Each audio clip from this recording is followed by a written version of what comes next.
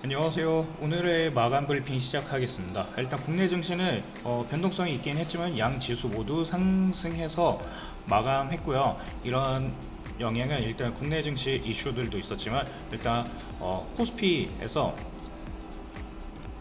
SK 하이닉스하고 삼성전자가 막판에 상승해준 게 무척이나 컸죠.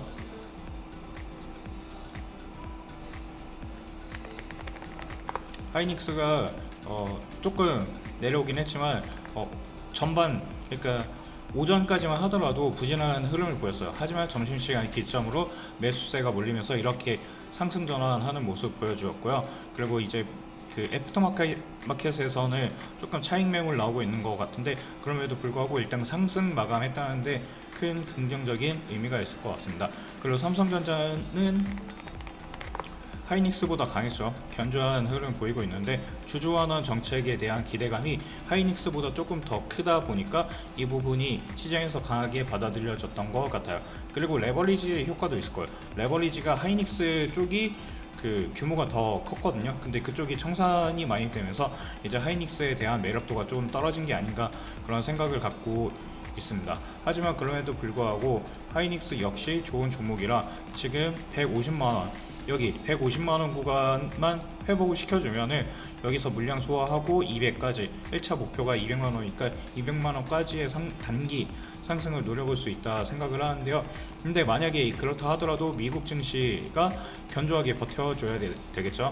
이제 필라델피아 반도체 지수도 견조하게 버텨줘야 되는데 일단 어제는 조금 지지부진한 모습 보여주었지만 하지만 미국 반도체도 그렇고 우리나라 반도체도 그렇고 결국 반도체 산업이 커질 수밖에 없다 보고 있기 때문에 걱정할 필요는 없을 것 같아요. 하지만 그 기간이 문제겠죠. 그런 와중에서 일단 국내 증시를 불안하게 했던 요인은 이란이 그 미국이랑 싸우고 있는데 미국이 제안한 협상 거부를 해버렸죠. 그래갖고 얘네들 때문에 그 미국은 핵 완전 포기를 원하는데 이란은 그게 싫은 거죠. 그렇기 때문에 이 부분이 난해한 것 같은데 이게 어떻게 될지는 앞으로 더 지켜봐야겠지만 어쨌든 실질적인 무력으로 하는 충돌은 조금 다운될 것 같아요. 왜냐하면 미국이 이제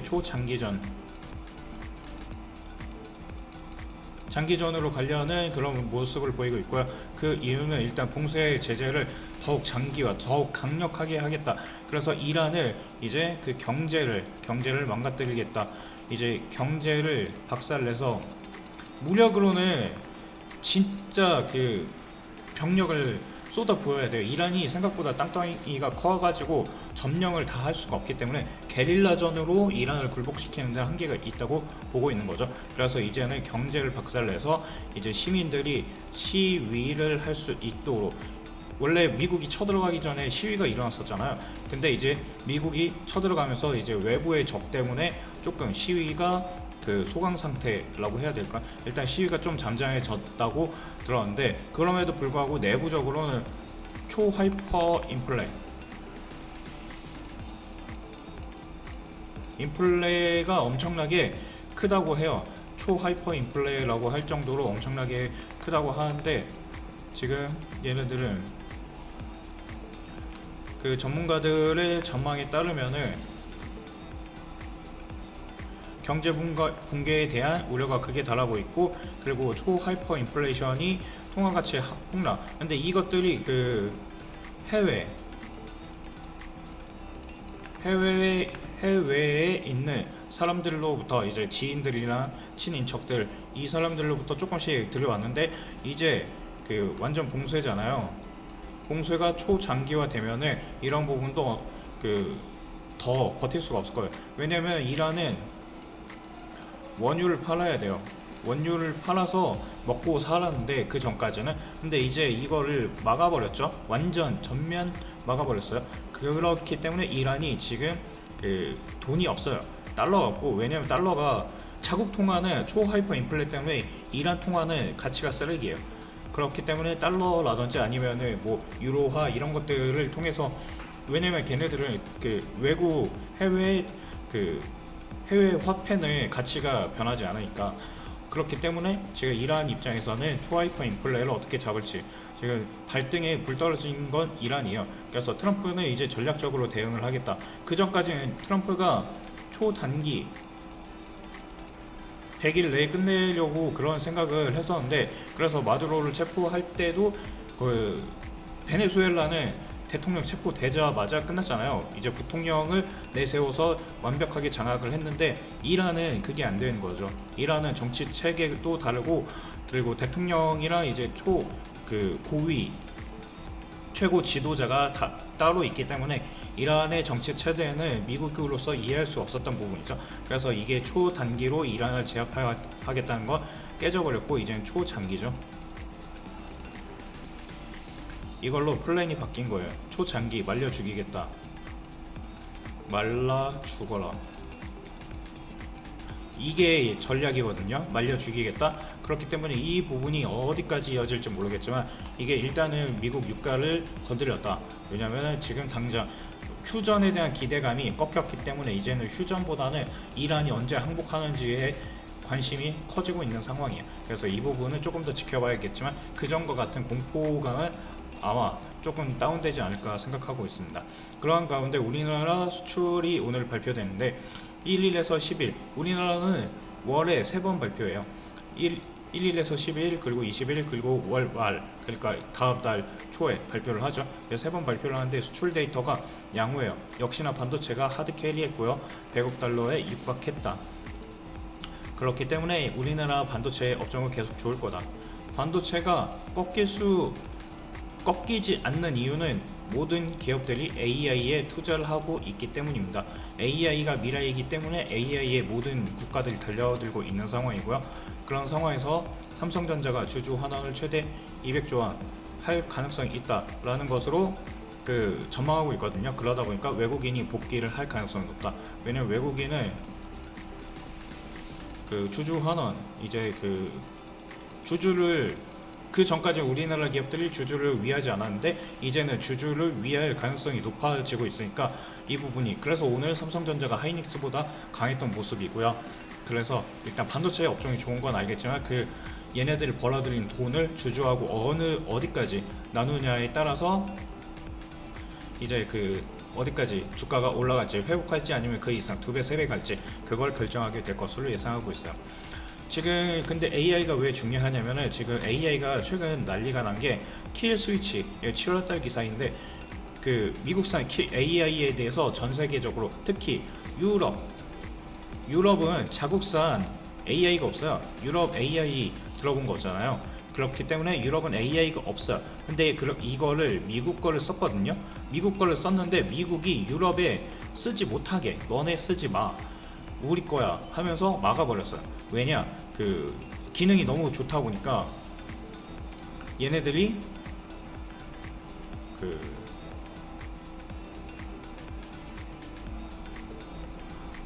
이제 최근 첨단 AI 모델 출시 하잖아요. 그럼 그게 너무 성능이 좋다 보니까 30일간 보안 검증을 받도록 하고, 그리고 이제 외국에 대한 서비스를 제한할 수 있게 만드는 그러한 법을 만들려고 하고 있거든요. 그러다 보니까 이제 유럽에서는 미국 정부가 아무 때나 차단할 수 있는 기술에 유럽이 의존을 하면 안 된다. 왜냐면은 기술 의존도는 기술을 한번 의존하기 시작하면은 새로운 걸 개발하지 못해요.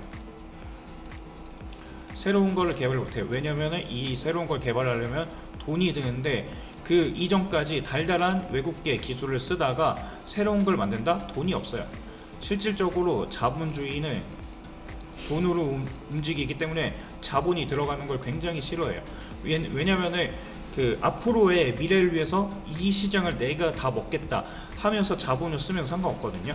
미래를 위해서 투자를 하면 상관없는데, 단기적으로 이미 대체할 수 있는 기술이 있으면은 새로운 기술에 투자를 안 해요. 그래서 우리나라가 예전에 일본이 우리나라 반도체 소재를 규제했잖아요. 소재를 규제함으로써 우리나라가 원래 값싸게 일본의 기술을 사용하고 있었는데, 규제 때문에 새롭게 만들었죠. 근데 그때 돈이 엄청나게 들었고 기간도 걸렸어요.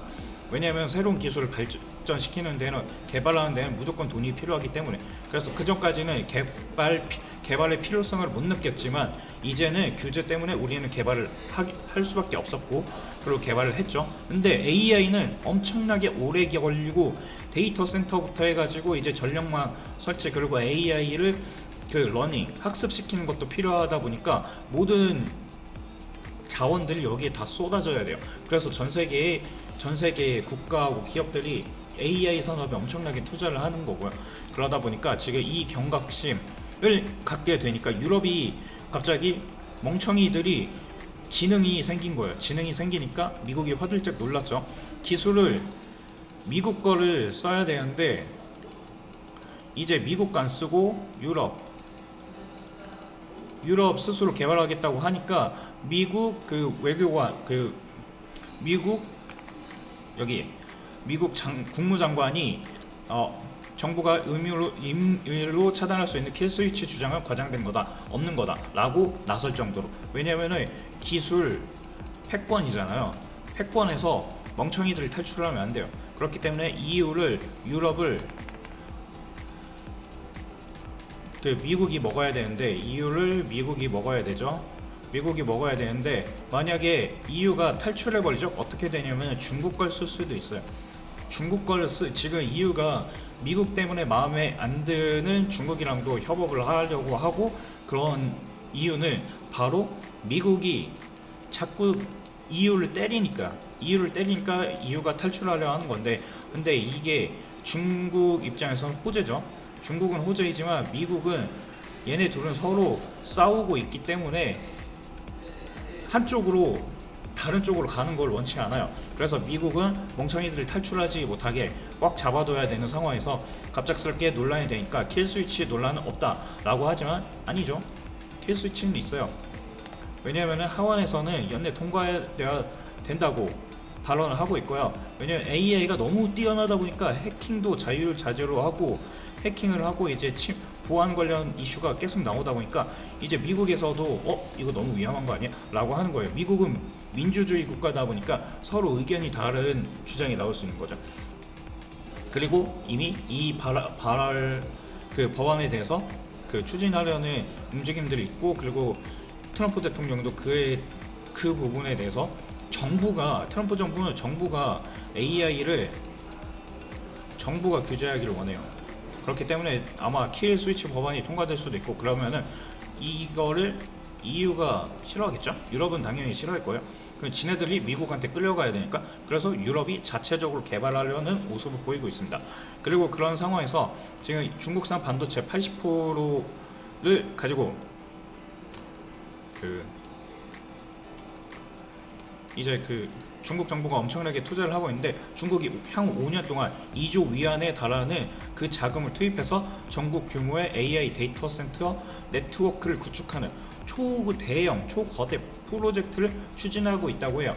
한화로 450조 원인데 우리나라 연간 예산이 800조죠. 내년 후에 책정된 게 800조인데 그 800조의 절반 이상 규모죠. 근데 우리나라는 반도체 특수 때문에 800조라는 슈퍼 예산을 만들 수 있었는데 중국은 그냥 5년 동안 2조 위안을 때려 받겠다 하는 거예요. 그렇기 때문에 이제 AI 정부 주도하에 하는 거는 중국이 전 세계 1등이고요. 그리고 EU도 유럽도 따라가고 있고요. 그리고 미국은 특이하죠. 미국은 기업, 민관, 정부, 기업이랑 정부가 반반하고 있는데 일단 지금은 기업이 압도적으로 돈을 많이 넣고 있어요. 정부는 아직까지 조금밖에 지원을 못하고 있는데 어쨌든 나중에는 미국 정부도 돈을 넣을 거예요. 그래서 얘네들이 채권금리에 엄청나게 민감한 거고 돈을 찍어내야 되기 때문에 그 금리에 민감할 수밖에 없어요. 그래서 이 모든 게 다 AI 때문이다. 그리고 이제 중국이 어떻게 됐냐면은 엔비디아 칩 없이 자체적으로 초대형 AI 데이터 센터를 완공했다라는 보도를 발표했어요. 이게 얼마나 대단한 거냐면 이제는 미국의 기술 자본, 그러니까 반도체가 말씀드렸죠. 이 기술이 한번 형성되면은 그거를 뚫기가 힘들어요. 왜냐면은 시장 논리에서는 기술이 한번 발전되면 새로운 걸 만들지 않아요. 새로운 거는 돈이에요. 이건 돈이 들어가야 돼요. 돈을 쏟아부어야 새로운 걸 만들 수가 있어요. 그래서 일단 기술이 있으면은 새로운 걸 만들지 않아요. 근데 이거를 규제 때문에 미국이 못 썼죠. 그래서 엔비디아가 항상 말하는 게 기술 그 자국 의존도를 높이게 하려면은 엔비디아 제품을 수출하게 해야 된다. AI를 뭐 그 데이터 센터를 미국 걸로 짓는다 하더라도 결국 미국 반도체를 쓰게 만들어야 된다라고 했는데 주장이 받아들여지지 않았죠. 그러다 보니까 이제 이 반도체를 이제는 성능은 떨어져요. 성능은 떨어지지만 그럼에도 불구하고 결국 중요한 건 자체적으로 만들었으니까 앞으로는 기술 발전이 더 되겠죠. 기술 발전이 더 될 거예요. 왜냐? 돈을 엄청나게 반도체 쪽에 쏟아붓고 있으니까. 아까 450조 그러니까 2조 위안 쓴다고 했죠. 그러니까 중국은 그냥 기업들이 못하니까 스스로는 못해요. 기술도 딸리고 그 돈도 없으니까. 하지만 미국은 기업들이 돈이 많죠. 전 세계에서 다 벌어들이니까. 그래서 어느 정도 기업들을 스스로 해결할 수 있는데 중국은 그게 안 되다 보니까 중국 자체 내부에서 엄청나게 쏟아붓는 거예요. 하지만 중요한 거는 중국도 그렇고 미국도 그렇고 어디에 돈을 쓰냐? AI에 돈을 쓴다는 거예요. AI는 나중에 돈이 되겠지만 지금은 돈을 쏟아붓는 기계예요. 그래서 나중에 환수된다 하더라도 지금은 일단 돈을 써야 돼요. 그래서 나중에 AI 산업을 다 먹고 AI 산업이 그 유럽 시장이든 아니면 아시아 시장이든 다 먹는 쪽이 이제 전 세계 경제를 좌우하겠죠. 그게 바로 AI 패권 전쟁입니다. 그런 상황에서 지금 유럽이 경각심을 갖게 되었죠. 그래서 AI 기가 팩토리 7건 건설을 추진하겠다라고 했는데 지금 킬 스위치 논란 때문에 지금 미국 중국과의 기술 경쟁에서 밀리고 만약에 얘네들 그 전까지는 미국은 우리 편 우방이 미국인 줄 알았는데 미국이 아니었죠. 미국도 지네 나라들만 먹고 잘 살겠다 이지랄을 하고 있으니까 그 우방이라 믿었던 때가 아니구나 해서 EU가 다시 유럽이 똘똘 뭉치고 있어요. 원래는 EU에서 탈퇴하려는 국가들이 한 2, 3년 전에 3, 4년 전까지만 하더라도 그 종종 EU 탈퇴 막 브렉시트, 제2의 브렉시트 이런 이야기 나왔는데 이제 EU에 가입하려는 영국도 지금 EU에 들어가고 싶어요. 왜냐면 미국이 영국이랑 원래는 최대 우방국이었는데 미국이 영국 잘 안 껴주죠. 영국이랑 미국 기사도 잘 안 나와요. 그래서 지금 호르무즈 그쪽에도 영국한테 파병해달라 그러는데 안 했죠. 물론 일본을 그 지원해 줬을 수도 있겠는데 그 부분 그 적극적으로 함대 지원이라든지 이런 게 미비했어요. 그렇기 때문에 영국도 결국에는 미국도 영국을 팽할 가능성이 있고 그러다 보니까 다시 EU를 위대하게 만들 거예요. 지금 EU를 누가? 유럽이 똘똘 뭉치는 중이다. 그렇기 때문에 이쪽에 얘네들 돈을 엄청 쏟아붓고 있어요. 왜냐면 얘네들 자체는 그 ASMR 반도체 장비 기술인데 반도체 장비 최대 기업이죠. 근데 얘네들이 미국산 부품을 쓰다 보니까 미국 규제에서 자유로울 수가 없어요. 그러다 보니까 이 부분이 다시 불거지는 거고 결국에는 아마 그 유럽, 미국, 중국 이렇게 3파전이 될 거예요. 유럽은 일단 돈이 없긴 해요. 약간 유럽은 그지가 돼가지고 돈이 없어요. 하지만 그래도 AI에 투자를 안 할 수는 없겠죠. 아예 안 하는 거랑 조금이라도 하는 거는 천지 차이니까요. 그래서 일단은 시작은 할 거예요. 하지만 얘네들이 할 만한 곳은 없죠. 이제 우리나라하고 협업을 해야 됩니다. 우리나라 퓨리오사 기업, 비상장 기업이죠. 퓨리오사랑 이제 협업을 해가지고 이제 스웨덴 AI 데이터 센터 프로젝트에 참여한다 이런 기사들이 나오는 게 이제 우리나라는 반도체가 있죠. 반도체 플러스 AI 기업들도 있어요. 소프트웨어, 반도체. 그러니까 즉 하드웨어, 소프트 다 있는 게 결국에는 한국. 그리고 한국은 초거대 국가가 아니죠. 미국이랑 중국처럼 깡패짓을 할 수 있는 국가가 아니에요. 무역으로 먹고 살다 보니까 결국에는 우리나라하고 협업을 할 수밖에 없다라는 논리가 유럽 내에서도 강해질 거예요. 그리고 우리나라가 제가 하드웨어, 소프트웨어 그 모두 다가 이 투자 지원하고 있죠. 물론 소프트웨어보다는 하드웨어, 그러니까 반도체 업종에 많이 투자를 하고 있긴 한데 어쨌든 이렇게 지원을 하는 것도 그 기업들 입장에서 좋지만 이제 유럽이랑 협업할 수 있게 정부가 적극적으로 나서서 그 교류를 하다 보면은 결국에는 우리나라 기업들을 장기적으로 수혜를 받을 수밖에 없을 거예요. 지금 이렇게 우리나라가 투자를 한다는 거는 관련 산업에 대해 되게 민감하게 받아들이고 있다는 부분이고, 그렇다 보면은 이제 정부 간 대화할 때도 우리나라 정부가 적극적으로 나설 가능성이 높다 보고 있어요. 그래서 우리나라 지금 이렇게 그 반도체, 일단 하드웨어, 반도체 팹 쪽에 투자를 하겠지만 결국에는 AI, 소프트웨어 쪽에도 투자를 할 거고요. 그리고 그 로봇도 피지컬 AI, 최종 그 산업 단계인 피지컬 AI 쪽인 로봇도 여기에 투자를 많이 하려 하고 있죠.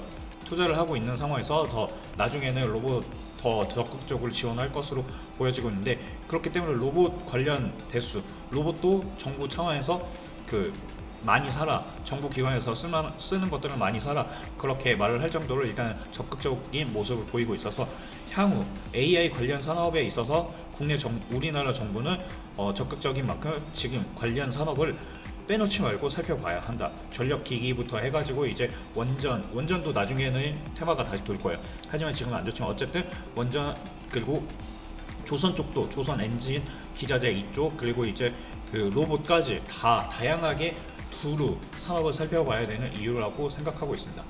그래서 오늘 마감 시황은 간략하게 봤고요. 오늘의 종목 살펴봐야겠죠. 오늘의 종목은 오리온 홀딩스예요. 오리온 홀딩스는 그 오리온을 갖고 있죠. 오리온을 갖고 있고 리가켄 바이오도 있는데, 일단 오리온은 그 생산 능력을 확충하고 있고 이제 그 채널을 확대되고 있어서 앞으로의 매출 성장이 기대되고 있는 부분이고요. 그리고 또 해외 성장까지 지속적으로 이어지고 있는데, 그 특히나 환율, 우리나라 환율이 1,400, 그 전에 1,500원 때부터 엄청 많이 떨어지긴 했어요. 100원 이상 떨어졌는데 그럼에도 불구하고 아직까지 높은 고환율을 유지하고 있기 때문에 이 부분이 긍정적으로 보여집니다. 그래서 해외 매출이 증가하면서록 이제 매출 역시 상승하겠죠. 그러다 보니까 오리온의 성장이 그 오리온 홀딩스까지 지주회사니까 긍정적으로 보고 있는 부분이고, 그리고 일단 두 번째 성장 모멘텀이 리가켄바이오 자체는 지금 국민성장 펀드 1호 기업으로 선정되면서 앞으로의 그 주가에 호재가 될 가능성이 무척 높다 보고 있어요. 아마 내년 상반기쯤에 이제 그 한국 밸류업 프로그램이 정상적으로 가동되면은 이제 내년부터 조금 약간 그 밸류업 프로그램 덕분에 코스닥 종목들도 수혜를 받을 것으로 예상되는데, 일단 그것도 중요하지만 일단 국민성장 펀드가 200조 원 규모로 확대한다고 했거든요. 그렇기 때문에 이 돈들이 향후 어떻게 그 쓸지는 모르겠죠. 일단 국민성장 펀드 1호 그 리가켄 바이오 쪽으로도 더 강하게 유입되지 않을까 생각하고 있어요. 그러다 보니까 이제 코스닥 밸류업 프로그램이랑 이제 펀드 자금, 이것들이 그 유입되면 아마 그 현재 주가가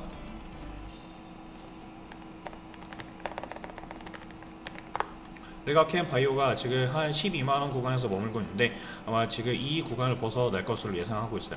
이 장기 박스권을 이 구간을 돌파하면서 강하게 상승했었는데 그동안 코스닥 급락했잖아요. 그래서 그 영향을 피해갈 수 없었던 모습이지만, 하지만 이제 11만원, 10만원 구간대에서 지금 지키는 모습이거든요. 아마 10만원 구간대에서 하반기 내내 조정받을 가능성이 높아 보이긴 해요. 하지만 10만원 구간에서 매물 소화를 끝내면은 15만원까지 상승 여력이 있다 보고 있기 때문에 이 구간이잖아요. 그러나 이 박스권 구간인 이 구간까지 다시 한번 상승할 거예요. 그렇게 보고 있어서 이러면은 50% 넘게 상승하는 거죠. 50% 정도 상승하는 거니까 충분히 매력적인 구간이라 보고 있고요. 그리고 오리온 홀딩스 역시 이 박스권을 돌파 시도하고 있거든요. 지금 엄청나게 26,000원이 기점이죠. 26,000원이 기점인데 여기서 한번 돌파 실패하고 여기 돌파했지만 지금 그 시장 안 좋아지면서 이때 그 삼성, 하이닉스 빼고는 다 안 좋았어요. 그래서 지금 이렇게 다시 한번 26,000원에서 큰 이탈 없이 이탈을 했다 하더라도 빠르게 회복했죠. 회복을 해 주었으니까 이제 26,000원에서 다시 한번 이렇게 24,000원 이하로 떨어지지 않는 이상 26,000원에서 물량 소화 과정을 거치면은 일단은 3만원까지는 가지 않을까 그렇게 생각을 하고 있어요. 그럼 3만원 26,000원에서 3만원 정도 하면은 15%가 단기 그 목표 구간이고요. 단기 목표 구간에서 만약에 여기 이 구간을 뚫는다 하면은 그 다음은 어디까지 갈지 모르죠. 위에 매물이 그 일단 8년 내에 매물은 없어요. 8년 전까지 거슬러 올라가야 되기 때문에 이 3만원 구간이 이때죠.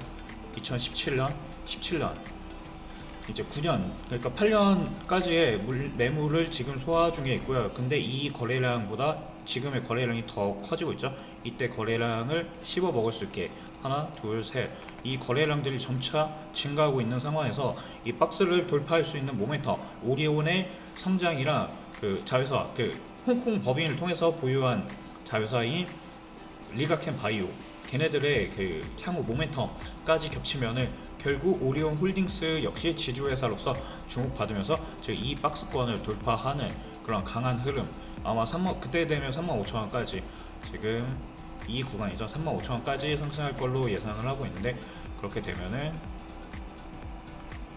26,000원에서 35,000원이면 대략 30% 넘게 상승을 하겠죠. 그러니까 이제 그 재무적 관점에서도 꾸준하게 성장을 보이고 있는 상황이고 지금 실적도 괜찮아요. 물론 연결 재무제표이지만 지금 실적도 2000년 이후에 꾸준히 상승을 해서 지금 6천억, 영업이익이 6천억까지 나올 정도로 역대 최고죠. 최고 실적이 기대되고 있는 올해예요. 그러면 당연히 주가도 올라가야죠.